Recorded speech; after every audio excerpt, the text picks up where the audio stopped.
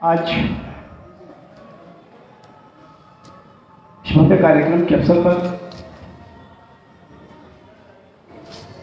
हमारे बीच में उपस्थित उन वीर शहीदों के परिवार के वीरांगनाएं और उनके आश्रितों के बीच में आयोजित इस कार्यक्रम में मैं सर्वप्रथम विधानसभा की तरफ से, आप सब की तरफ से उन वीर अमर शहीदों को जिन्होंने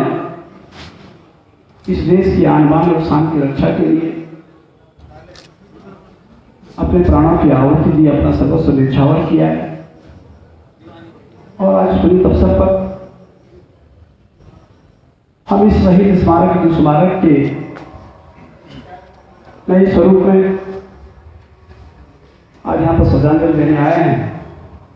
मैं ऐसे समस्त उन अपने वीर शहीदों को नमन करता हूँ, प्रणाम करता हूँ और उनके आशीर्वाद आज यहाँ पर उपस्थित हुए हैं, उन सबको भी वंदन करता हूँ। हम सब जानते हैं कि शौर्य दिवस हमारे लिए कितना महत्वपूर्ण है और इस आज भव्य कार्यक्रम में हमारे बीच में उपस्थित जिले की जिलाधिकारी युवा श्रीवास्तव जी, मुख्य अधिकारी हमारे बंसल जी, प्रमुख सुनीता देवी जी, पूर्व प्रमुख देवेश्वर जी, नगर पालिका के सम्मानित अध्यक्ष श्रीमती किसानी जी, भारतीय जनता पार्टी के जिलाध्यक्ष भाई जी, कांग्रेस के जिलाध्यक्ष हरियाणा जी, सभी सामाजिक संगठन के उपस्थित जनप्रतिनिधिगण, नगर पालिका के सभी सभासदगण, पत्रकार मित्रों और सम्राट उपस्थिति। आज शौर्य दिवस के अवसर पर ये भोराड़ी का ये दिव्य और भव्य स्मारक इस बात का प्रतीक है कि हमने अपने वीरों को सच्ची श्रद्धांजलि देने का काम किया है। मैं सौभाग्यशाली हूं कि आज इस अवसर पर ये उत्तराखंड का पहला युद्ध स्मारक जो हमने राष्ट्र को समर्पित किया है,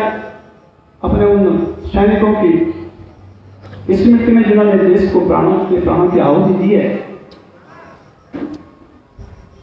और इससे आज टिहरी जनपद की ओर से, टिहरी विधानसभा की ओर से, टिहरी के सम्रांत नागरिकों की तरफ से मैं भावभीनी श्रद्धांजलि अर्पित करता हूँ। 2017 में जब विधायक बना था तो मैंने पहले कार्यक्रम में जब मैं जिस स्मारक में गया था, जो नई दिल्ली के बस अड्डे के पास इस सड़क पर राष्ट्रीय राजमार्ग के बगल में, जहाँ पर 4 मीटर जगह नहीं थी, तो मुझे कष्ट हुआ कि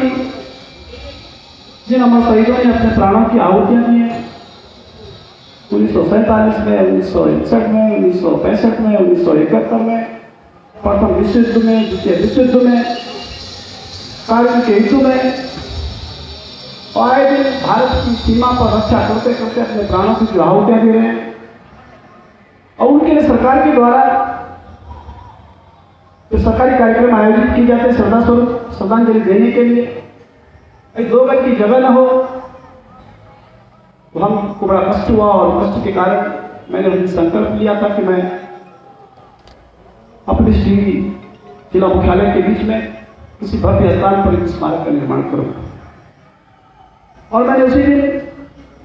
तत्कालीन जिलाधिकारी से कहा था कि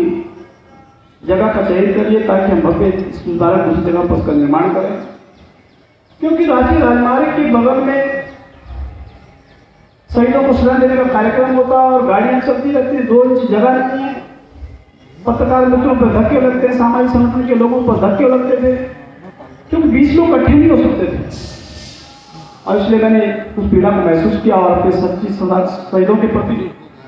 मैंने उस दिन संकल्प लिया था, वो संकल्प आज परिलक्षित हुआ है, पूर्ण हुआ है। और इसलिए मैं आज अपने हृदय की गहराइयों से अपने उन अमर शहीदों को श्रद्धांजलि अर्पित कर रहा हूँ। उत्तराखंड सरकार की तरफ से, टिहरी जनपद की ओर से, टिहरी विधानसभा की ओर से, क्योंकि जो भव्य स्मारक बना है इस बात का प्रतीक है कि आने वाले समय में इस भव्य प्रांगण से हम अपने शहीदों को जब जब भी सरकारी कार्यक्रम उनकी स्मृति में होते हैं उनको श्रद्धांजलि देने का काम करेंगे। क्योंकि कहावत है आसन सूत्र तो फिर मंत्र सूत्र। जब आसन सूत्र नहीं होगा तो मंत्र की सूत्र की कल्पना नहीं की जाती। हमारे शास्त्रों में वेदों में लिखा है और हम सबका दायित्व है कि हम उसको पूर्ण करने का काम करें। आज ये पवित्र कार्य पूर्ण हुआ है। मुझे खुशी है इस बात की कि मैंने इस जमीन का चयन करने के बाद विधायक जी के माध्यम से इसका निर्माण किया और नगर पालिका ने इसमें सहयोग किया। मैं बधाई देता हूँ नगर पालिका के सभी बोर्ड के सम्मानित सभी सदस्यों को, उनके अध्यक्ष जी को, उनके नगर पालिका के अधिकारी को, इसको जो है पूर्ण करने में उन्होंने कोई कमी नहीं की है और करनी भी नहीं चाहिए, क्योंकि हम सब इस देश के नागरिक हैं जिन्होंने अपने प्राणों की आहुति दे दी हो, जिन्होंने अपना सर्वस्व न्यौछावर कर दिया हो और उनकी स्मृति लेकर दो जगह पर हम ढूंढ न सकें, शहर के भव्य स्थान पर न कर सकें,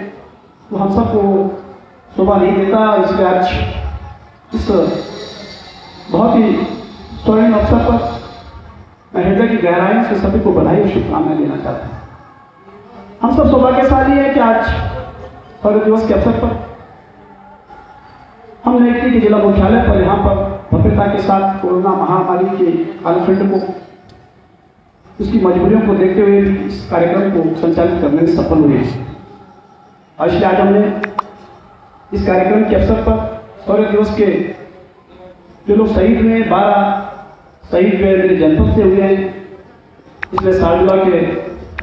रोहना जी जो हमारे खेमड़ा के निवासी हैं वो भी शहीद हुए, तो उनकी धर्मपत्नी यहाँ पर आई और मैं जिलाधिकारी से कह रहा था कि मैंने उनके गांव में शहीद के नाम पर एक सड़क स्वीकृत की थी, लेकिन लगभग 1 साल से उस सड़क का कार्य अधूरा है। कुछ ग्रामीणों के द्वारा जिनकी जमीन है उन्होंने वहां पर आपत्ति की हुई है। मैं जिला प्रशासन से कहा है कि उसको आप तत्काल उसको देखने का काम करें, क्योंकि आज शौर्य दिवस के अवसर पर यदि हम शहीद के गांव में सड़क ले जाने का काम कर रहे हैं तो हम सब नागरिकों की नैतिक जिम्मेदारी है, जो समाज के योद्धा हैं, जिन शहीदों के कारण आज देश में भारतवर्ष के नागरिक होने का हमको गौरव हासिल है। यदि हम 2 गज की जमीन के लिए 2 पैसे के लिए लड़ रहे हैं तो ये शोभा नहीं देता है। मैं संकल्प के साथ आपसे आग्रह करना चाहता हूँ, जो भी जिसके वो संबंधी हो, सगे संबंधी हो, भाई हो, मित्र हो,